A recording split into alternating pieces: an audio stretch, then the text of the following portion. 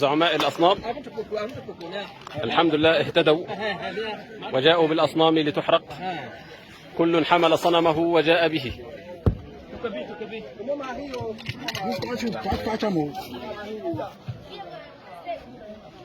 هذا أفضل يوم طلعت فيه الشمس على هذه القرية، حيث جمعوا أصنامهم.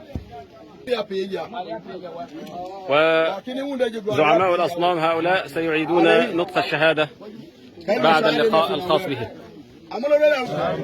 أشهد أن لا إله إلا الله وأشهد أن محمدا رسول الله.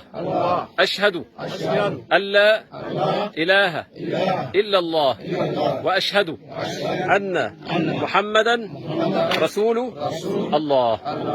هيا اجعلهم يحرقون هذه الشياطين. الله أكبر، الله أكبر. قل جاء الحق وزهق الباطل إن الباطل كان زهوقا.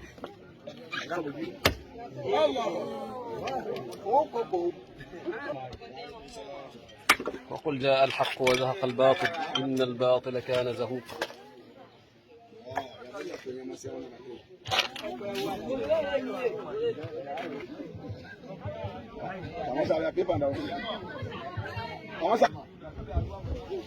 الله أكبر.